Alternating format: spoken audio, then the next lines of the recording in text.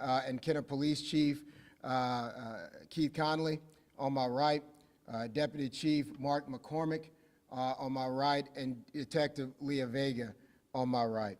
I also want to point out our local partners, NOPD Special Victims Unit, Sergeant Claudia Bruce, and Detective Jessica Williams-Walton. And on my team with us today, Mary Glass, Chief of our Saki unit, and ADA Assistant District Attorney Megan Falcon of that Saki unit, and Investigator David Bonelli, and our Trial Assistant Katie Muller. Collaboration is key. You all have heard me say this time and time again in discussing a lot of other cases and issues. Collaboration is key. The collaboration between our agencies has never been stronger, and that is what has brought us to this point today. As many of you know, we have been working hand in hand, our office with NOPD Special Victims Unit, to investigate and prosecute cold sexual assault cases. And I want to put a little finer point on that phrase, cold sexual assault cases.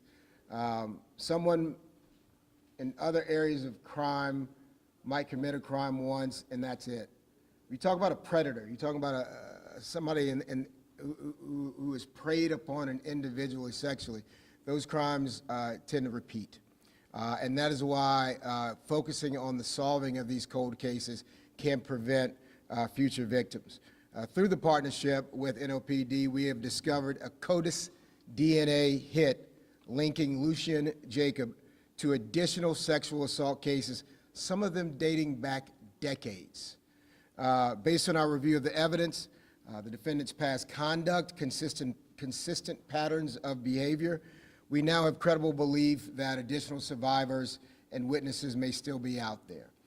Individuals who have not spoken to law enforcement, whose voices simply have not been heard, who might have been scared to come forward. That's why we're here today. Thanks to the amazing work of the Kenner Police Department in getting this predator off the street, folks who might have been scared to come forward can now have a collective sigh of relief and hopefully come forward and provide credible information. We are aware that Lucien W currently faces charges thanks to that strong work of the Kenner Police Department. We're coordinating closely with Kenner PD and Jefferson Parish and expect to continue building bridges to other people and other jurisdictions who have a connection to this defendant. We are all, as a region, much stronger together. When we remove silos, it enables us to compare notes and hopefully use evidence from different jurisdictions and patterns of conduct so that we can build a more compelling case in court in each jurisdiction, putting those puzzle pieces together. If you think back very recently, it was Chief Connolly's hard work and transparency, which was able to connect another person who was preying on people throughout the region, not just in one location. So if you're a survivor, or if you know someone that shared a very difficult part of their life with you, who was harmed or threatened by that individual, we're asking that you come forward. Your voice matters. Your information can help bring closure and long overdue justice, not only for yourself, but for many others. Our commitment is simple. We will hear you, we will stand with you, we will fight for you, and we will do everything within our power to ensure that you are protected every single step of the legal process. At this time, I want to invite up Assistant DEA Megan Falcon of our Saki unit to share more about how this DNA evidence and the investigative process helped to deliver long-awaited justice to our survivors in this case. Megan?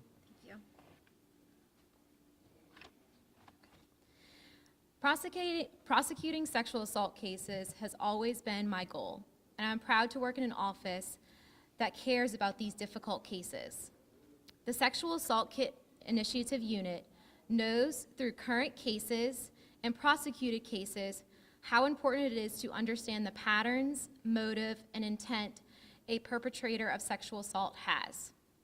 It's rare that sexual assault cases occur in a vacuum. Every survivor and piece of information is important to the case, and that is why we are encouraging people to come forward. We know in the past that it was hard to come forward and report a sexual assault, but we and the detectives are here listening. Our unit of investigators, advocates, trial assistants, and prosecutors are here to listen and work on these cold cases. We have prosecuted cases from 1975, the 90s, and early 2000s before. Answers and justice are never too late. There are designated NOPD cold case detectives that are always willing to go the extra mile for those cold cases that some believe were forgotten or were never going to be solved. They are willing to search through the rape kits, go through secondary evidence to see if we can find DNA from another piece of evidence that was left at the crime scene, locate old police reports, pick up where the previous investigation left off, and put together puzzle pieces that were left from previous investigations. They are also willing to speak to those survivors again to help bridge the gap from the past. Please understand that it's never too late for answers and justice. Thank you. Thank you, Megan. Megan's remarks about the ways that new DNA evidence and new DNA evidence analysis has sort of changed the game as it relates to sex crimes and serial abusers is extremely important. But what is proven true over and over is that sometimes the most compelling evidence can be useless if we fail to share that information in a collaborative way across parish lines. Predators don't pay much attention to parish boundaries, and they drift in and out of different parishes, hurting people. And I can't thank Chief Connolly and Detective Vega and their team for the extraordinary investigation they put together to close this case by arresting this perpetrator. Their work could have ended there, but they know, like we know, parish boundaries don't hold predators. And we have to be smarter than we've ever been to make sure that we can make our region safer, not just our parishes. So I want to thank you, Chief, again for your collaborative work. And Detective Vega, amazing, amazing work. If you or anyone you know has any information related to the individual on the screen to my left, Lucien W. Jacob, also known as Billy Jacob, Little B Jacob, or Lou Jacob, please contact the NOPD Sex Crimes Unit at 504-658-5523. As we witnessed recently with the apprehension of Derek Groves, the final escapee from our local jail, even seemingly small details can make a huge difference in a law enforcement investigation. So if you believe you've got a tip or information, don't discount it. Share it. Let the lawmen and women, like the folks behind me, let them vet that information, figure out if it's meritorious or not. Also, call 911 if there's something that, if you're in close proximity to this individual and you feel like you might be in some danger. Crime Stoppers hotline is still available, and that number is 504-822-1111. Together is how we can best bring truth, justice, and healing to the many survivors in our region. And again, the NOPD Sex Crimes Unit, they are under-resourced. They don't have enough men and women there, but these guys have done truly amazing work for our most vulnerable victims. Jimmy Carter said it a long time, the violence and crimes against women and children in this country is one of the most unaddressed issues that we have. I'll take some questions, Keith. We'll open up our own topic. I'll start with times for the message. Good afternoon, DA Williams. You have said that several CODIS hits were generated. Are these additional survivors to what Jacob has been charged on, and how many additional CODIS hits were they? I'm not going to get into the numbers, only to say that when you're dealing with DNA, you're dealing with CODIS hits, the accuracy level is very, very high. This is not like a witness saying, I thought I saw Keith, but it was actually me. Accuracy is key here. CODIS has changed the game in being able to go after predators, and there were multiple CODIS hits, but I'm not going to go into numbers at this time. We'll move next to Fox 8. All right, well, Fox, good. Yes. Mr. Boyd, you ready? Yes, sir, yes. Just want to ask, can you confirm, how this man was linked to older cases dating back to the 90s, I believe? Through his DNA. When there's a sexual assault, survivors go through far more than what you would imagine they have to go through. If you're watching a Law and Order episode, crime happens, next thing you know, somebody's in court. They skip that part where the survivor goes to the hospital and sits in a very cold room, and their body is an actual crime scene. And nurses and doctors and lab techs will comb over every inch of their body. They actually lay an evidence sheet on the ground to make sure that anything that falls off the body is collected, because it's evidence.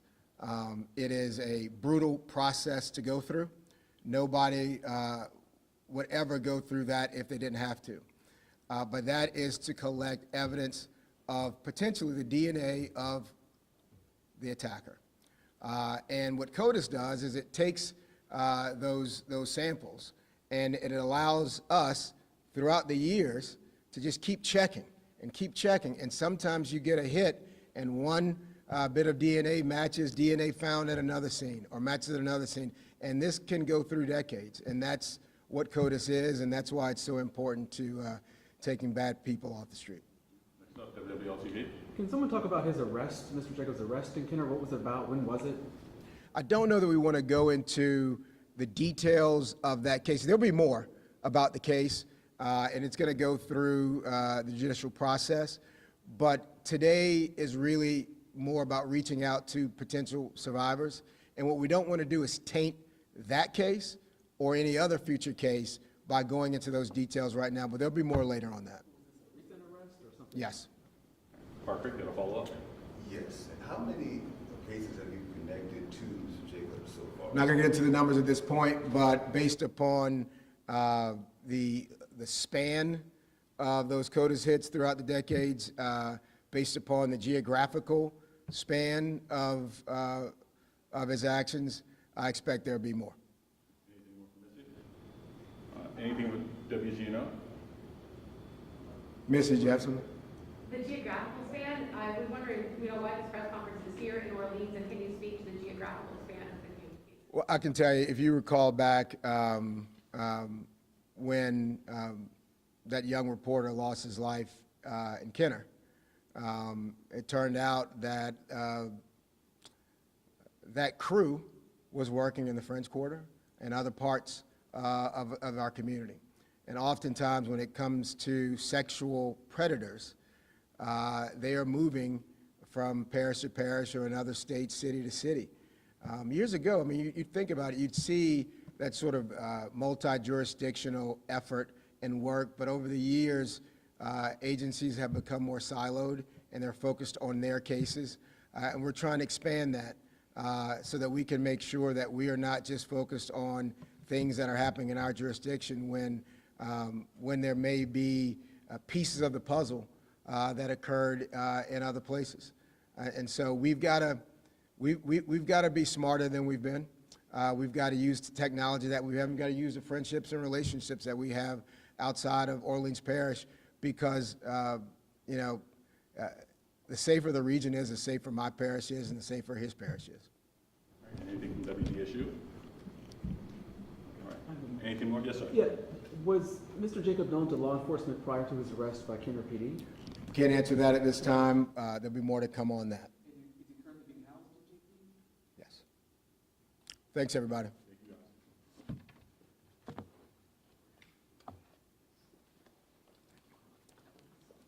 That is Orleans Parish DA Jason Williams holding a news conference with Kenner Police and members of the New Orleans Police Department about a wanted suspect who is suspected in multiple sexual assaults, at least in New Orleans and Kenner. Now, this all is the result of a CODIS hit, which is that national database of DNA from collected from suspects whenever they're initially arrested. So that CODIS hit, again, coming out of New Orleans.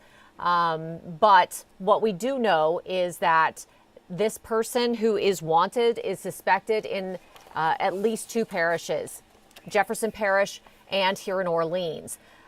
We know that Kenner police were involved and that they may have an arrest warrant out for this suspect right now. Just to repeat, in case you are just joining us for this stream, the person they are looking for is Lucien Jacob.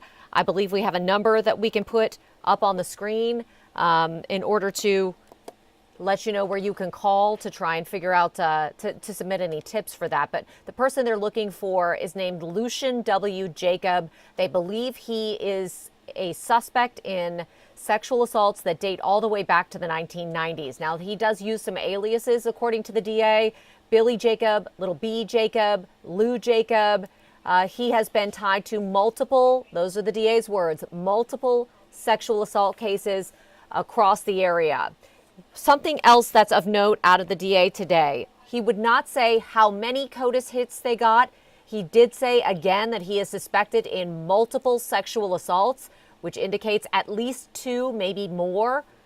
He also mentioned that given the, quote, geographical scope of his actions, that he believes that there may be even more hits or cases attached to this person in the future. So lots more to come on this. We'll have the latest for you at 5, 6, and of course 10. But right now, that's it.